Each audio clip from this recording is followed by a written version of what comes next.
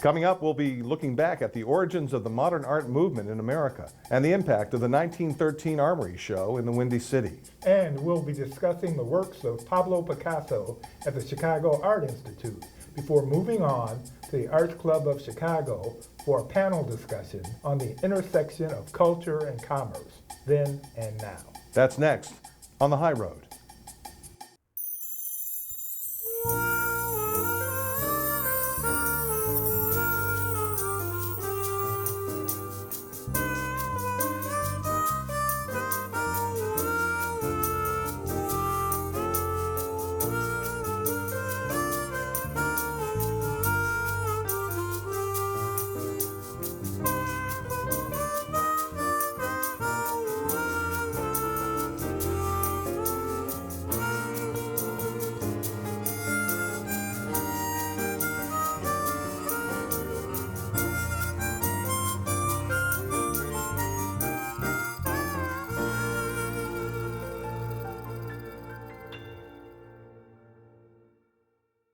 The High Road with Monroe Anderson and Ed Tracy is brought to you by Chicago Trolley and Double Decker Company, Chicago's premier hop-on, hop-off sightseeing tours and private event transportation.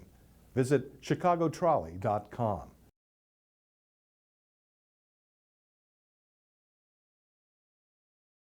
By the time the Picasso in Chicago exhibition closes this spring, hundreds of thousands of visitors will have come to the Art Institute to see, up close and personal, the avant-garde artist's works. Some of those visitors will have traveled just a block or two from their condo in Chicago's Loop, while others will travel halfway around the world. No matter the distance, all will leave reaffirmed that Chicago is an international art destination. It won't be the first time. 100 years ago, the Armory Show drew 200,000 visitors to the Art Institute of Chicago to see the brash new modern artist Pablo Picasso, along with others who are now modern art icons, Henri Matisse, Constantin Brancusi, and Marcel Duchamp.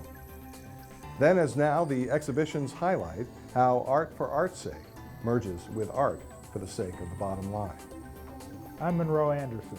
Welcome to The High Road, where Ed Tracy, my co-host, and I will take you where culture and commerce are frequent travelers. Today you'll hear from Stephanie D'Alessandro, the curator of the Art Institute of Chicago's Picasso exhibition. Then Monroe and I will travel to the Arts Club of Chicago, where we'll have a panel discussion with Rod Joy, the executive director of the Arts Alliance Illinois, Liesl Olson, director of Scholl Center for American History and Culture at the Newberry Library, and the Arts Club director, Janine Myleaf. Our first stop, the Art Institute of Chicago.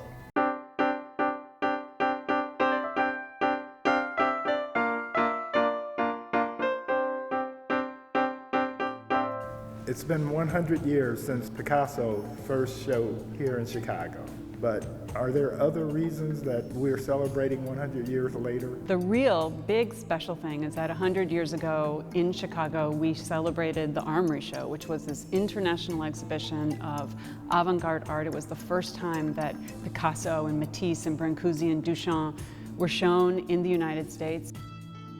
Picasso seemed to have a great resonance with the people in Chicago. And after that exhibition, the museum, the city, people in the city began to seek his work, to celebrate his work. It turns out that Chicago became very important for Picasso's reputation in the United States and throughout the world. We were the first museum to have one of his paintings here on permanent view in 1926. We're the city where Picasso's first solo exhibition outside of a commercial gallery happened in 1923. We're of course the place where this monumental sculpture is in 1967.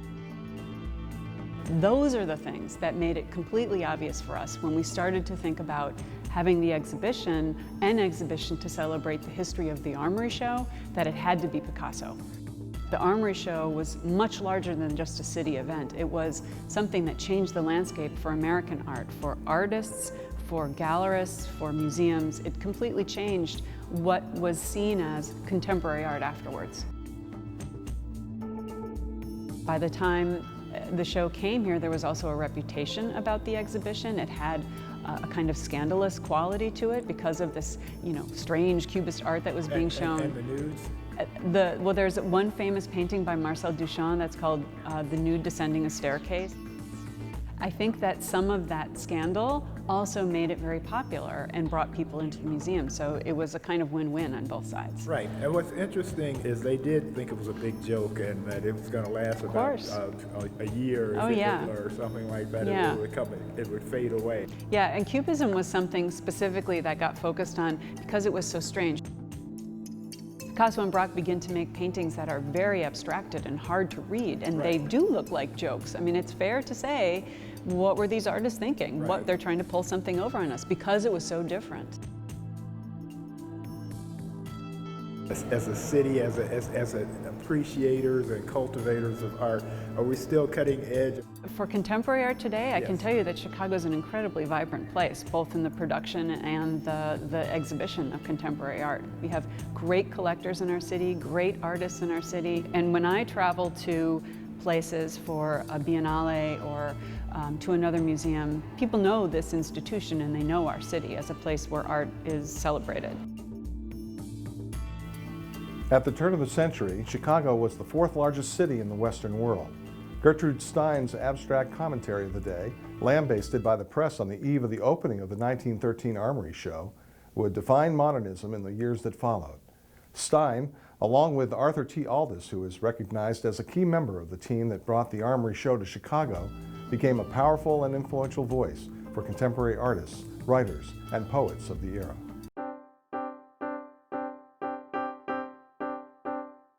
The Arts Club has been one of Chicago's cultural anchors since 1916. Founder Rue Carpenter, along with activist Alice Roulier, jointly made the Arts Club of Chicago the leading voice for modern arts in the city.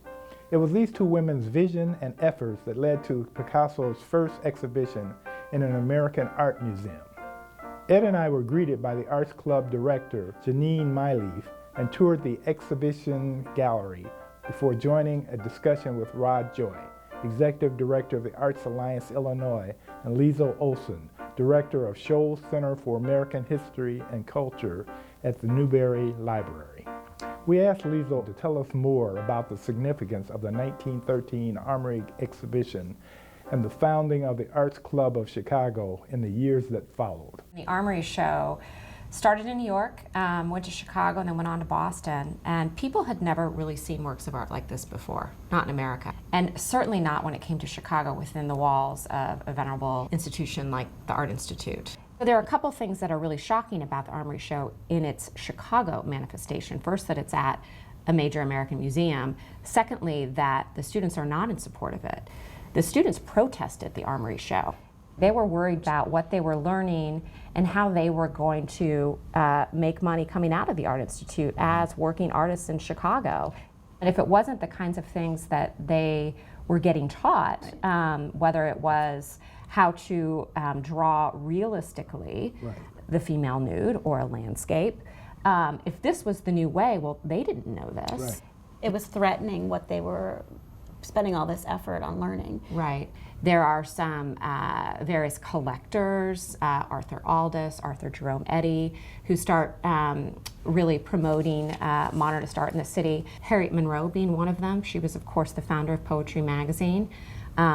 Rue Carpenter, who became the president of the Arts Club. Alice Roulier, whose father owned a gallery here in Chicago, and who then became the exhibitions coordinator at the Arts Club.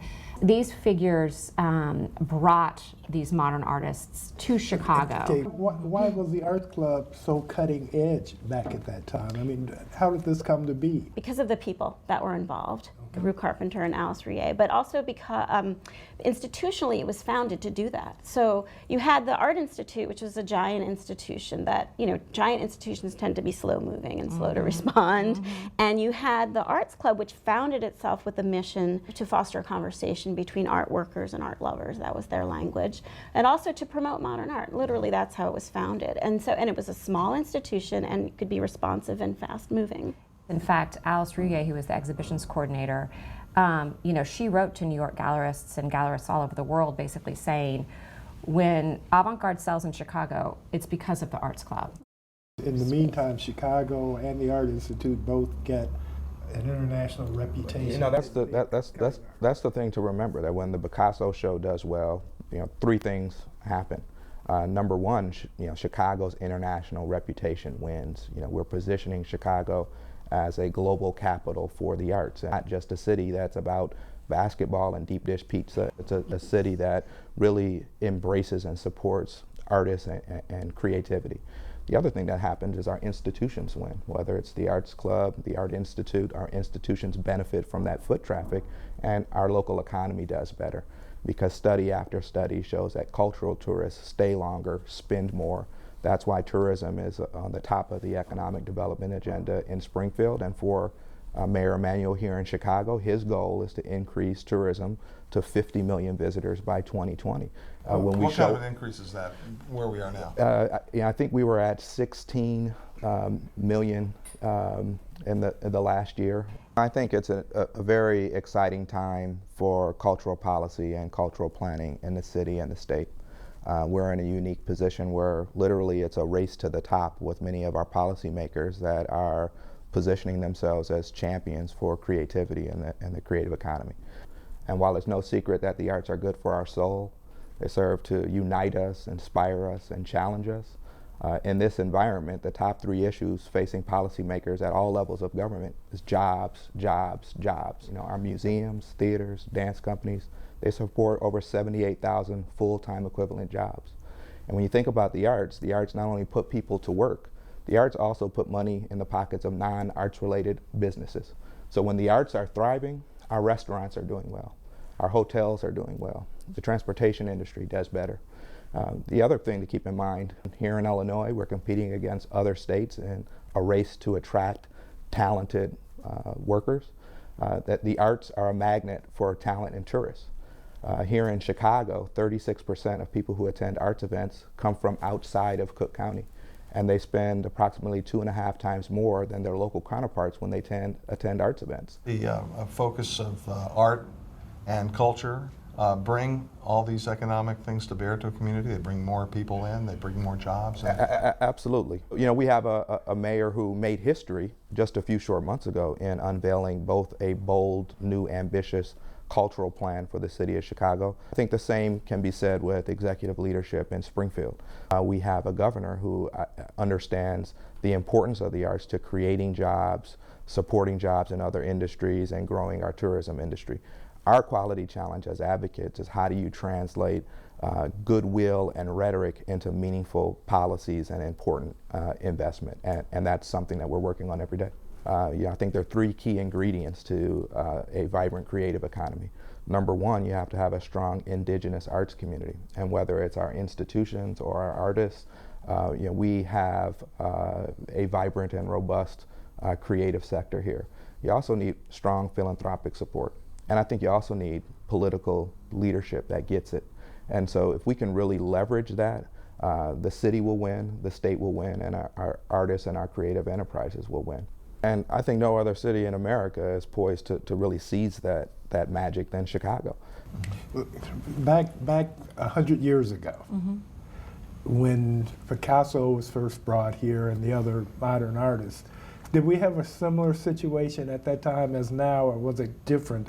Was at that time the city thriving, so it was so much easier to promote the arts than now? Chicago, in some ways, economically, was even more important because this was an enormous city surrounded by a vast hinterland, and the West had yet to be developed. So if you were a Midwestern artist or writer, you came to Chicago, where you could get also a job working for an advertiser or a printer, employ yourself while you were making your art. And this is one of the things the cultural leaders used to always say about Chicago is Chicago's good for the artist. This creative community that we have developed here comes about because people like to live in Chicago. It's a place that gathers creative people. Also, Chicago's an easier place to live than some other places. And I think of the immigrant communities, especially when you have a writer like Alexander Hamon or Adam Zagiewski, from Warsaw, who have chosen Chicago as a place to be and live and identify themselves as Chicagoans. What do you think is the next phase for this development. Chicago is a global leader, but there's so much more we can do. I think the good news is we have a plan that's really a blueprint for the city's cultural and economic growth. The arts certainly have a role within the Department of Cultural Affairs, but they also should have a role in our parks, in our schools, in transportation, and economic development. From a funding perspective, we got a long way to go. I think when you look at other cities, other peer cities, particularly cities that outperform Chicago in tourism, and you look at the level of investment they make in their artists and creative enterprises, Chicago pales in comparison. Whether that's New York or San Francisco, Seattle. Our goal, we'd like to see the city invest $1 per person per year in its cultural grants portfolio. If you're serious about economic development, if you're serious about attracting talented workers to your city, if you're serious about strengthening the business environment, you need to be serious about the arts. If we want to get our economy back on track, we should be doubling down on our artists and creative enterprises. How much does the economy benefit from all of this creative influx? It's critical to the future competitiveness of this city and this state. Just the nonprofit side of the ledger statewide is a $2.75 billion impact, and those are real jobs that are paying mortgages, sending kids to college. Those are supporting activities that are attracting tourists to this city. Those are activities that are really sharpening the state's competitive edge and international reputation. And when you're welcoming someone to your town or your city, chances are you're going to take them to a cultural activity to show your city off, to demonstrate civic pride. You're not going to take them to the parking lot at the mall. You're not going to take them to an insurance company. You're likely going to take them to the Arts Club or the Art Institute.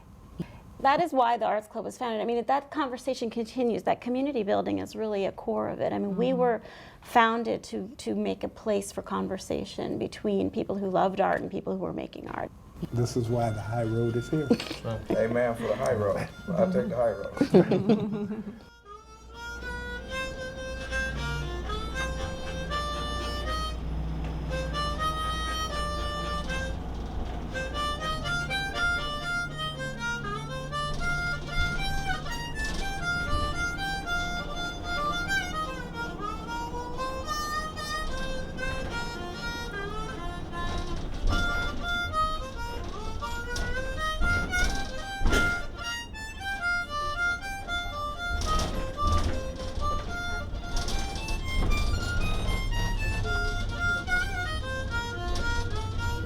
So, Monroe, what we learned from this episode is that the students protesting in 1913 really had something at stake. They were worried about their future, their economic future, by all these brash new artists that were forcing change in their conventions that they've been learning. Yeah, I was taken aback by that because I'm a student of the 60s where we protested all the time. And so I've always sort of thought of student protesters as wanting change and that being a welcoming thing. And, but hearing that and thinking about it, I could understand where this was such an uncertain future for kids who are in college, and the reason they're there is to have this future. But of course it endured today because Picasso is this phenomena here in Chicago, and it's everywhere that we look and see. And as we saw in the episode, it's still as vibrant today as it was 100 years ago. Of course, and in fact, what makes Chicago is that it has all this art and culture here, so that people can come from anywhere in the world and find things of interest to pursue. They're not going to come here to see a factory, for example. They're going to come here for the Art Institute or for the lyric opera or to hear some blues. They're coming because there are lots of things to do that are interesting and different from wherever they come from. And culture is the attractor because whole communities are built around cultural institutions, and that's exactly what we're trying to say in the High Road, is that culture comes ahead of commerce, but they all travel together. Of course. In future episodes, We will be stopping on the high road to explore other points of interest where culture and commerce meet. Along the way, we'll take you on a journey that we hope will enrich your understanding and appreciation of the true value of the arts. Thanks for joining us. And see you next time on the high road. Make your event even more spectacular with Chicago Trolley and Double Decker Company. From the Loop to neighborhoods all over Chicago and the suburbs, we specialize in office parties, weddings, pub crawls, stadium shuttles, and other customized experiences. We also feature our award-winning hop-on, hop-off tours. Enjoy the unique and fun adventure of the largest fleet of trolleys and open-top, double-decker buses in the country. Chicago Trolley and Double Decker Company. Visit us at chicagotrolley.com.